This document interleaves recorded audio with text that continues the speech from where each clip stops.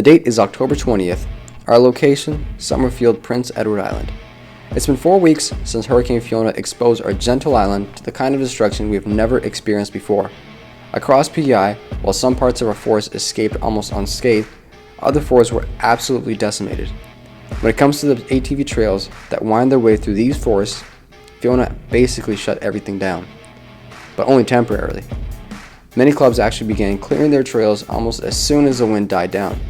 At Centennial Autosport and Tire, we have deep ties to PEI's ATV community. First off, we're platinum sponsors of the ATV Federation, and we love providing support at club level events and fundraisers. Second, we don't just sell motorcycles and dirt bikes and ATVs, we ride them. So after Fiona mangled the trails, we asked the Federation what we could do to help. Do the clubs need more chainsaws, more chains, more fuel? What can we do to help get the trails open? That brings us here to Summerfield on a Thursday morning.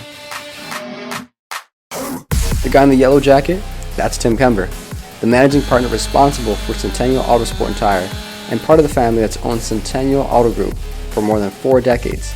Tim was also one of the founding members of the PEI ATV Federation. It turns out that the ATV Federation says the biggest need right now is labor, time, energy, elbow grease, effort. Somebody, you know who you are, had already made solid headway at the trailhead on Graham's Road. If we're successful with the task that was given to us, the Quad Tracks Club's trails will be open from Borden to King Cora to Kensington and all the way to Princetown Road. The guy in the toque is Tim Kane, Centennial's Director of Communications, and this just so happens to be Tim's #1 favorite trail, on 2 wheels or 4. The guy in the camera, that's me, Caleb Ginden. If a tree falls in the forest and it's not on video, did it really happen? See the guy running the mini excavator? That's Peter Mellish.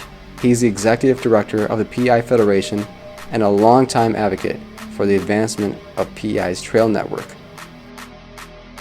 The gray hoodie belongs to Rob Compton, the star of so many Centennial videos. As good as Rob is at riding an ATV, he's even better at telling stories about riding ATVs.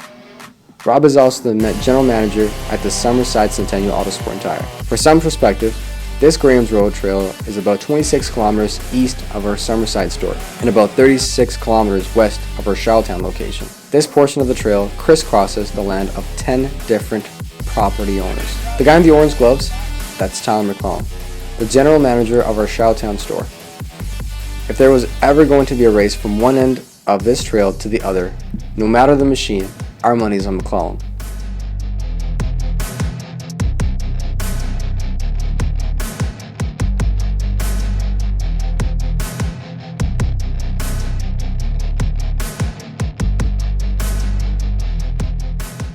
Now this here is Blair Campbell.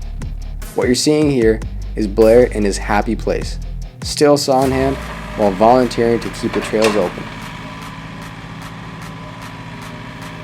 Of course, the 5 of us could have just shown up, met with Peter and Blair, and done as we were told. But well, we like power. So we loaded up our gear, including a Honda Pioneer 700, a Suzuki King Quad 750, a whole host of steel chainsaws, fuel, chains, and bar oil, and a tractor. We had a blast.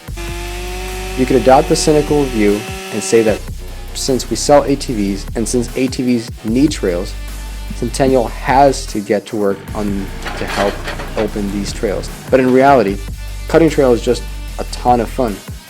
And from the perspective of the PEI ATV Federation and its member clubs, finding people to work on trails isn't just important after a hurricane blows through. It's a vital component of a club's success all year round.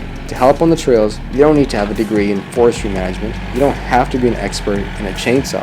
In fact, some of the volunteer needs of ATV clubs don't need anything to do with being on trails. Volunteering is also needed for club meetings, fundraisers, and organizing ATV runs. If PEI's ATV community is going to reach the goal of tip-to-tip riding, it's not going to happen by accident. It's going to happen because people make it happen.